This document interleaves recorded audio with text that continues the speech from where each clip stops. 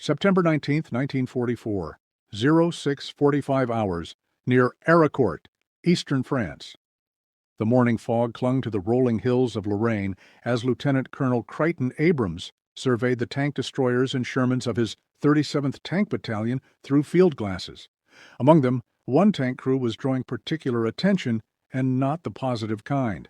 Staff Sergeant Lafayette Poole stood beside his Sherman tank, checking track tension with the methodical precision of a man inspecting farm equipment.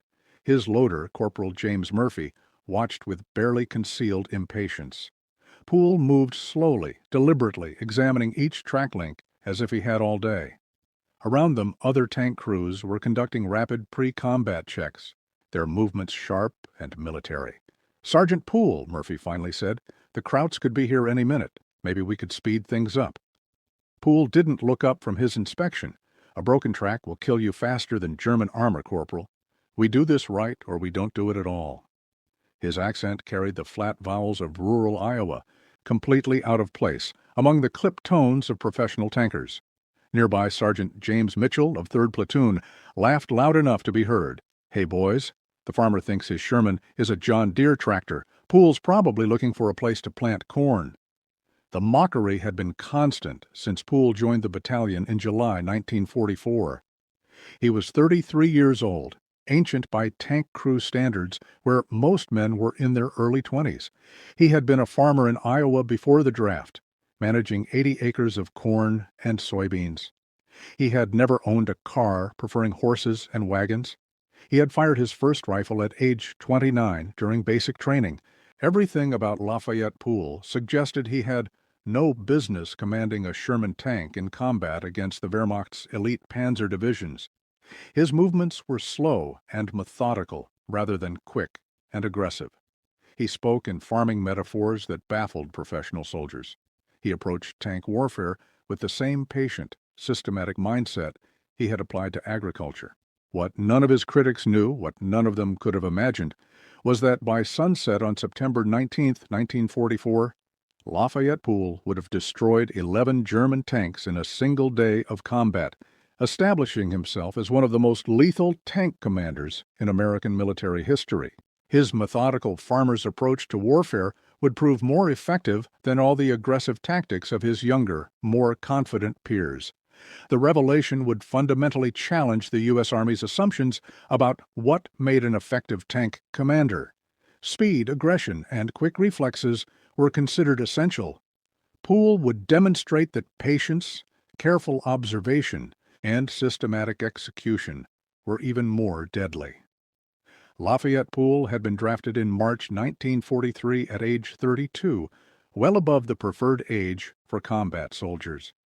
The Army initially assigned him to quartermaster duties, figuring a farmer would be useful managing supplies. But the catastrophic tank losses in North Africa and Sicily created desperate need for tank crews, regardless of age or background. Poole entered tank training in November 1943 at Fort Knox, Kentucky. His instructors immediately identified him as a problem. He was too old, too slow, too methodical.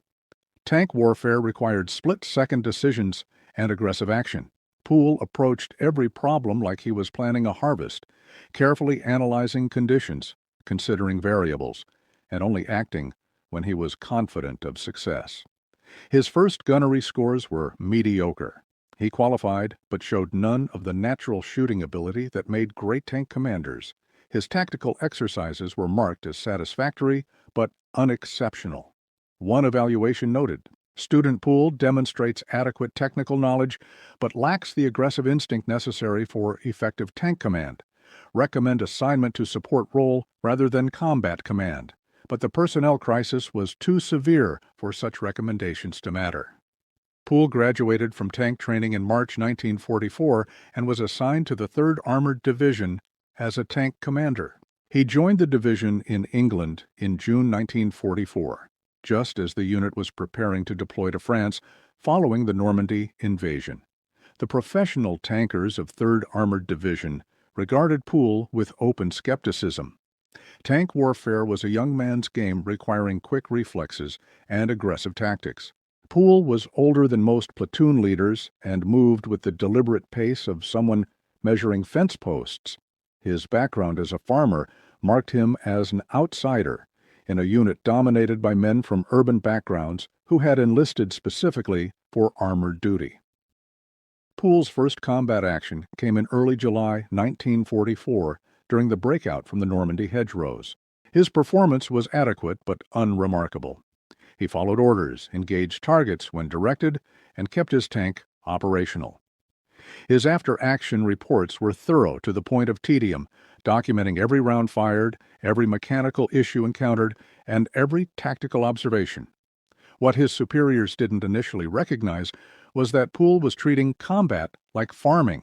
He was learning the terrain, understanding the patterns, identifying what worked and what didn't. Just as he had spent years learning the optimal timing for planting and harvesting, he was now learning the patterns of armored combat. By August 1944, Poole had begun to demonstrate unusual effectiveness. His kill rate exceeded the battalion average. His tank suffered no mechanical failures. His crew exhibited unusual cohesion and discipline.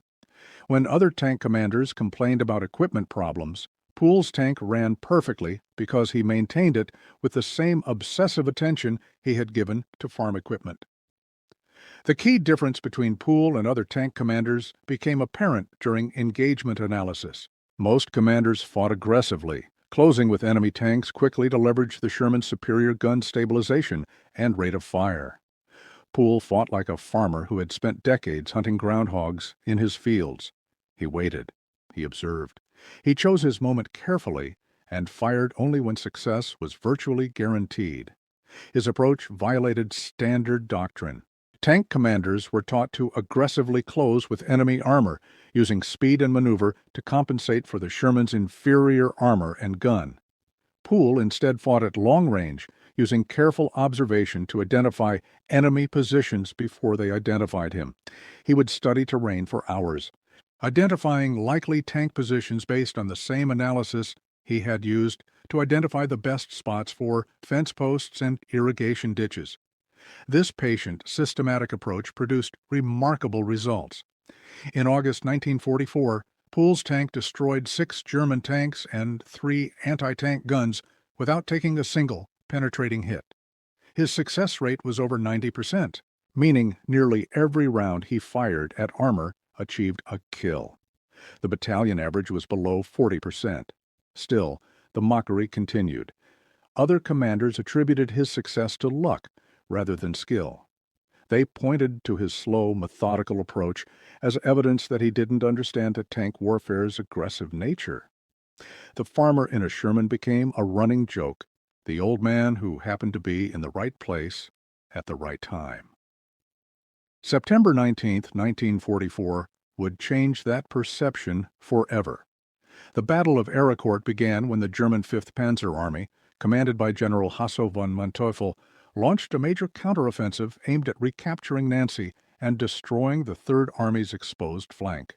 The Germans committed approximately 260 tanks, primarily Panthers and Panzer IVs, against approximately 130 American tanks, mostly Shermans.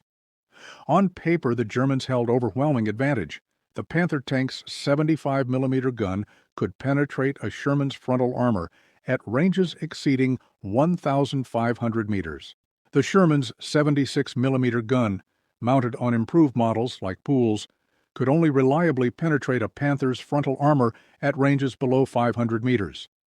The Germans had better armor, better guns, and slight numerical advantage.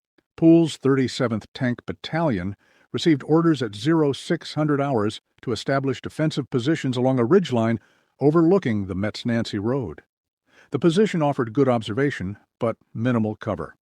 The open terrain favored long-range gunnery, which theoretically favored the German Panthers with their superior guns. Poole positioned his Sherman, which he had named In the Mood, after the popular Glenn Miller song, behind a slight rise that concealed the tank's hull while allowing the turret to observe the approaches. He spent 20 minutes studying the terrain through his binoculars, identifying likely German approach routes based on the same analysis he would use to determine where water would flow across farmland. The rest of his crew thought he was wasting time. His gunner, Corporal Bert Close, fidgeted impatiently. "Sarge, we should be finding better cover, or at least improving this position. You're just staring at empty fields." Poole didn't lower his binoculars. "I'm reading the terrain, Corporal. See that low area about 800 yards out? That's where they'll come. The ground slopes naturally to funnel them through that depression. Tank commanders like low ground because it offers some protection from observation, but it also restricts their maneuver and makes them predictable." "How do you know that?" Close asked. "Same way I know where water runs after a rain. Ground doesn't lie. It's got patterns. You learn to read them." At 07:15 hours, German tanks appeared exactly where Poole had predicted. 3 Panthers moved cautiously through the low ground 800 yards from Poole's position. They were advancing in dispersed formation, using the terrain to shield themselves from observation. But Poole had been watching that exact piece of ground for 45 minutes. He had already calculated range based on terrain features. He had identified the precise point where the Panthers would be most vulnerable, where they would have to expose themselves to cross a slight rise. He had pre-positioned his gun and briefed his gunner on the engagement sequence. When the lead Panther reached the designated point, Poole gave the fire command with the same calm precision he would use to direct a harvest crew. Target, tank, 800 yards, fire. Close pressed the trigger. The 76mm gun roared. The armor-piercing round struck the Panther's turret ring, the narrow gap between hull and turret that represented one of the tank's few vulnerable points. The Panther jerked to a stop, smoke pouring from hatches, as the crew bailed out. Before the other 2 Panthers could react, Poole had already shifted aim. Target, tank, 820 yards, traverse right. Fire! The second Panther took a hit to its side armor as it attempted to turn toward the threat. The round penetrated the thinner side plate and ignited ammunition stored in the hull.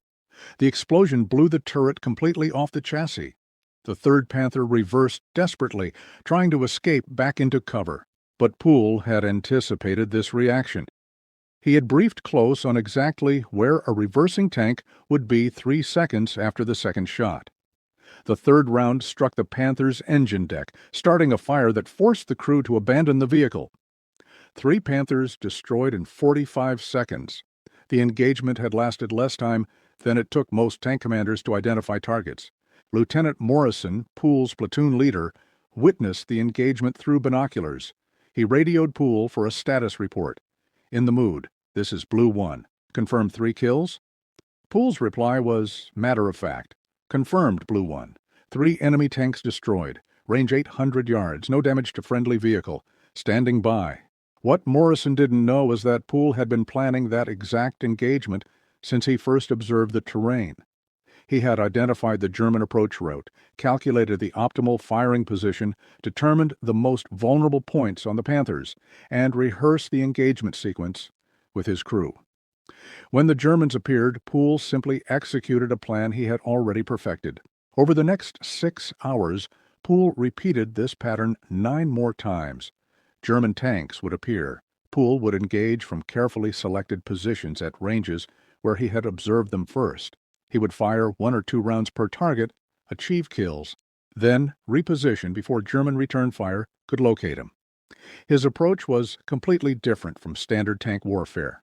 Most commanders fought mobile engagements, maneuvering aggressively while shooting on the move. Poole fought like a sniper, choosing position carefully, waiting for the perfect shot, then repositioning to maintain the initiative.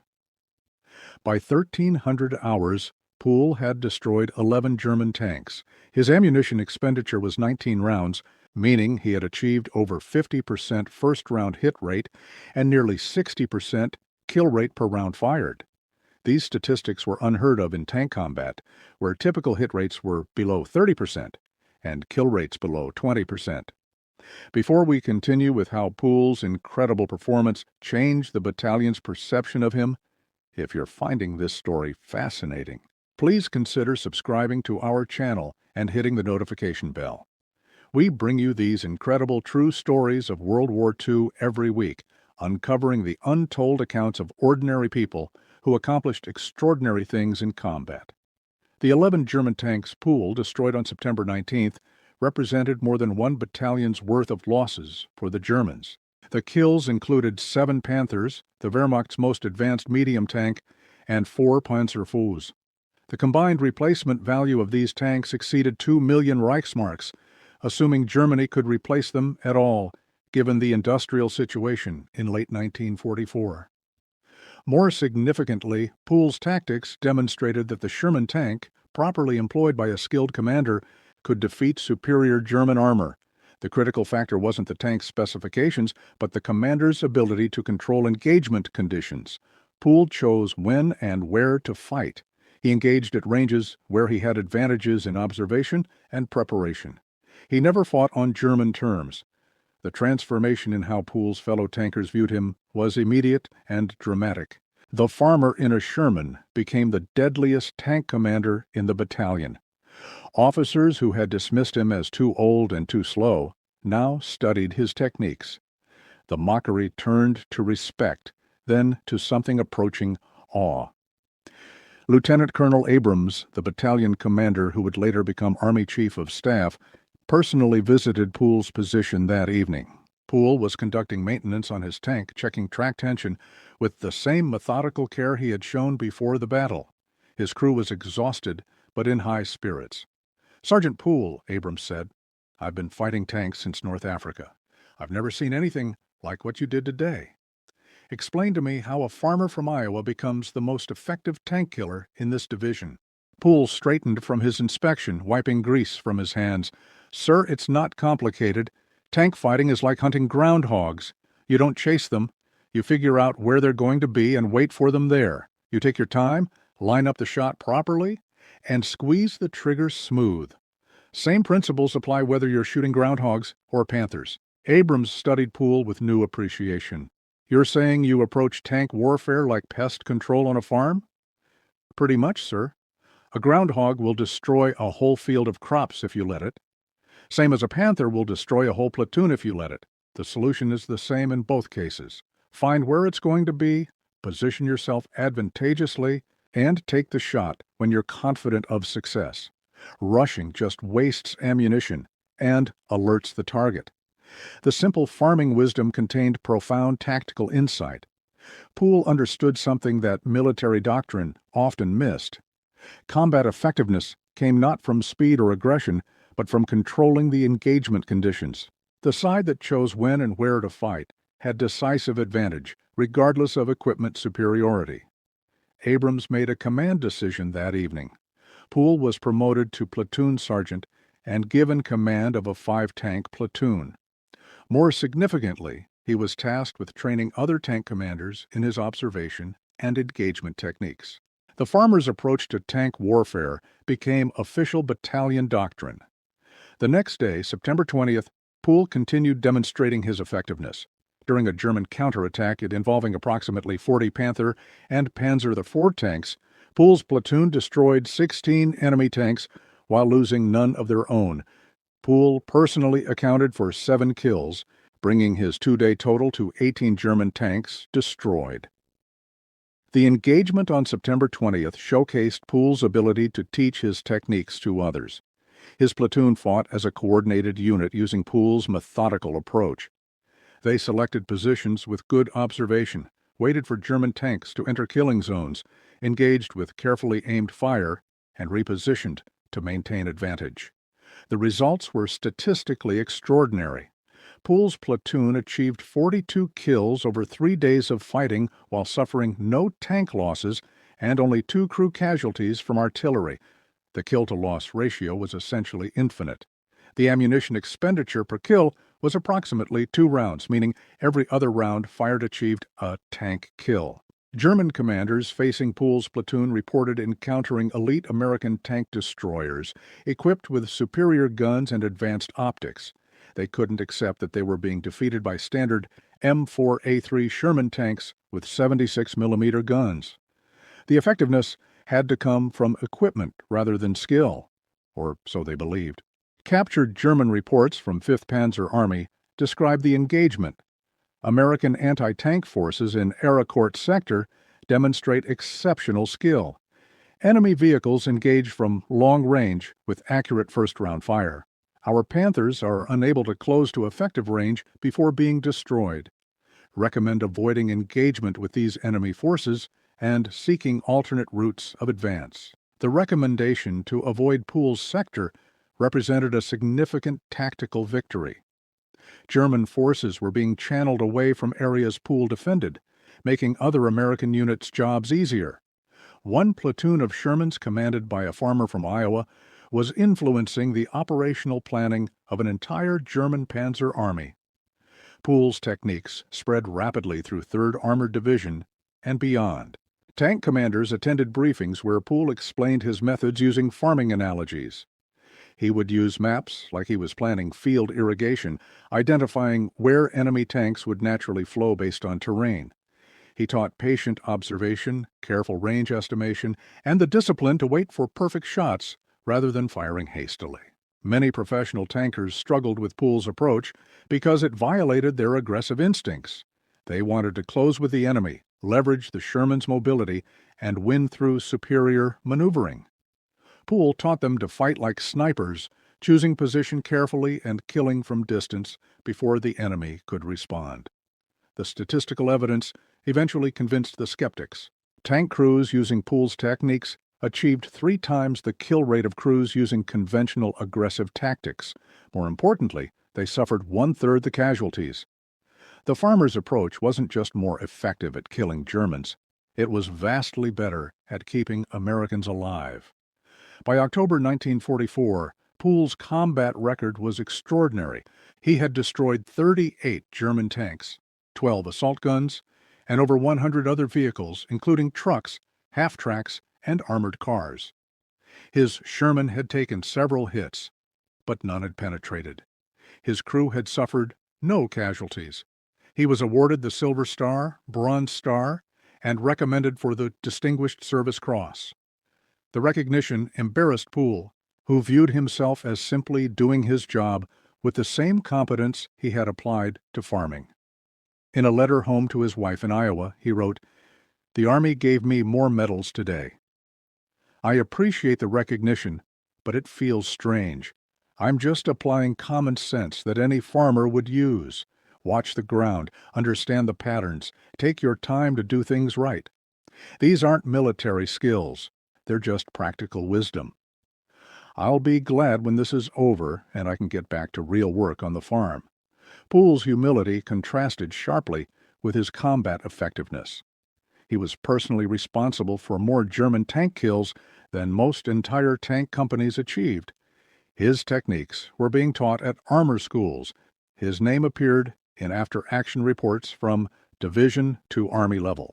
Yet he viewed himself as a farmer doing a temporary job before returning to agriculture.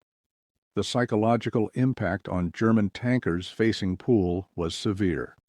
Veterans who had fought on the Eastern Front against Soviet armor reported that the American tank forces at Arakourt were more dangerous than anything they had encountered against the Russians. This assessment said more about tactical effectiveness than equipment quality. German tankers expected Soviet attacks to be mass assaults where individual skill mattered less than volume of fire. They expected American attacks to be similar, relying on numerical and logistical superiority. What they encountered instead was a level of individual marksmanship and tactical patience they had not anticipated. Poole represented the extreme example of this American capability. A single Sherman commanded by a farmer was more lethal than platoons of Panthers commanded by professional Wehrmacht tankers. This challenged fundamental German assumptions about military professionalism and the relationship between training and effectiveness. The Battle of Arakourt concluded on September 29th after 10 days of heavy fighting.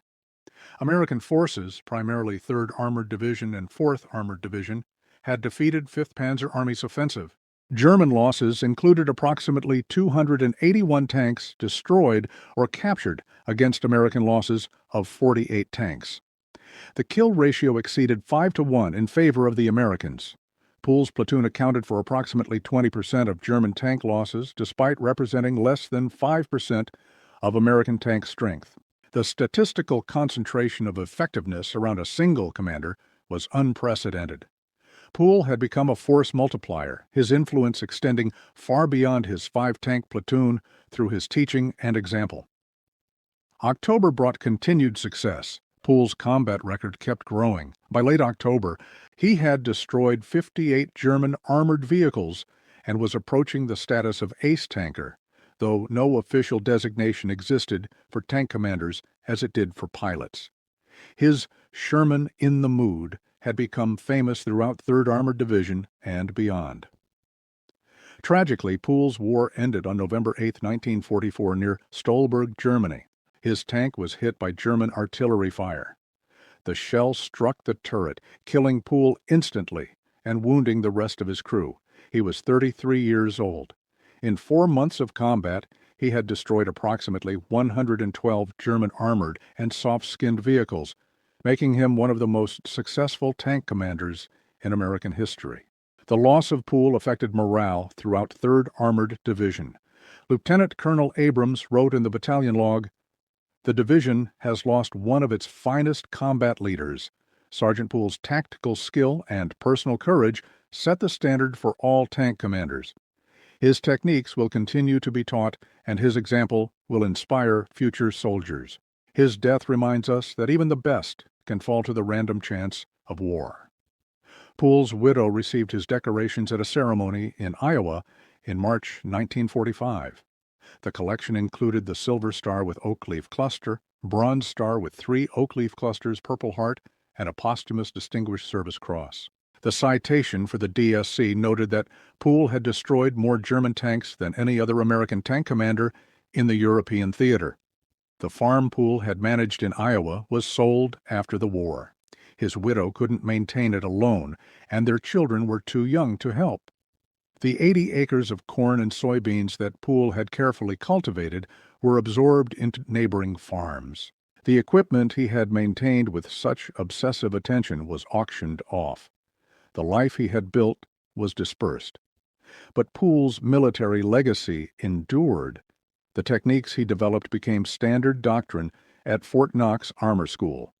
Generations of tank commanders learned to approach combat the way a farmer approaches his fields, patiently observing, understanding patterns, and acting only when conditions favor success.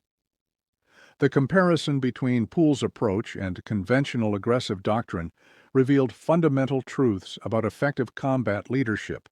Aggression without intelligence was recklessness. Speed without accuracy was waste. Courage without calculation was suicide. Poole demonstrated that patient observation, careful planning, and disciplined execution were more effective than any amount of aggression and bravery. If you're amazed by Lafayette Poole's story and want to hear more incredible accounts of World War II innovation and heroism, please subscribe to our channel and turn on notifications. We publish these in-depth historical documentaries every week, bringing you the stories that deserve to be remembered. The statistics from Poole's combat career reveal the magnitude of his effectiveness. In 121 days of combat, he destroyed 112 German vehicles. This averaged nearly 1 kill per day. His ammunition expenditure averaged 2 rounds per armored vehicle destroyed, indicating exceptional marksmanship. His crew suffered 0 casualties from enemy action during his command, indicating exceptional tactical judgment. By comparison, the average American tank commander in Europe achieved approximately 3 to 4 kills during their entire combat career. Many never destroyed a single enemy tank. Poole's success rate exceeded the average by a factor of 30. This wasn't slight superiority. It was a different category of effectiveness entirely. The explanation for Poole's effectiveness lay in his background. As a farmer, he had spent decades observing natural patterns, understanding cause and effect over long time periods, and making decisions based on careful analysis rather than impulse. These skills translated perfectly to tank warfare when combined with basic technical competence. Poole understood terrain the way a farmer understands his fields. He could predict where water would flow, where vehicles would naturally travel, where visibility was best. This understanding allowed him to position himself advantageously and predict enemy movements. Poole understood patience the way a farmer understands seasons. He knew that rushing led to mistakes. He was willing to wait hours for the perfect shot rather than waste ammunition on marginal opportunities. This discipline gave him first shot advantage in nearly every engagement. Poole understood maintenance the way a farmer understands equipment. He knew that mechanical failures killed as surely as enemy fire. His obsessive attention to maintenance meant his tank never failed him in combat, a reliability that other crews couldn't match. Most significantly, Poole understood risk management the way a farmer understands weather. He knew that some days you don't plant, some days you don't harvest, because conditions aren't right. He applied this same judgment to combat, refusing to fight when conditions didn't favor success, and being ruthlessly aggressive when conditions were perfect. The professional soldiers who mocked Poole as a farmer in a Sherman had confused military bearing with military effectiveness. Poole lacked the sharp movements and aggressive attitude of professional tankers, but he possessed the careful observation, patient planning, and disciplined execution that actually killed enemy tanks while keeping his crew alive. The 11 German tanks destroyed on September 19, 1944, represented just one day in Poole's extraordinary combat career. But that single day's performance encapsulated everything that made him exceptional. The careful terrain analysis that positioned him perfectly. The patient observation that identified targets before they identified him. The precise gunnery that achieved kills with minimal ammunition expenditure. The tactical discipline that allowed him to fight 11 separate engagements without taking effective return fire. German tank commanders facing Poole that day were professional soldiers with years of combat experience. Many were veterans of the Eastern Front, where they had survived against Soviet armor in conditions far more brutal than anything in the West. They were trained, experienced, and confident in their abilities and their equipment. Yet they were defeated by a 33-year-old farmer from Iowa who had never owned a car before the war, who approached tank warfare like pest control, and who viewed combat as a temporary interruption from his real work. The contradiction challenged every assumption about military effectiveness and professional competence. The lesson of Lafayette Poole's career was simple but profound. Effectiveness in combat came not from military bearing or aggressive attitude, but from fundamental skills that transcended specific military training. Observation, patience, planning, discipline, and careful execution were more valuable than speed, aggression, or confidence. Poole never wanted to be a soldier. He was drafted, trained, and sent to war. He approached his military service the same way he approached farming, as work that needed to be done competently and safely. The fact that this approach made him one of the most lethal tank commanders in history was almost accidental. The men who mocked the farmer in a Sherman learned a lesson that military institutions often forget. The best warriors don't necessarily look like warriors. They don't necessarily act like warriors. Sometimes the most effective combat leader is the quiet, methodical man who treats war like any other job that requires competent execution. Lafayette Poole never fired a shot in anger before age 29. He spent most of his adult life planting corn, fixing tractors, and worrying about weather.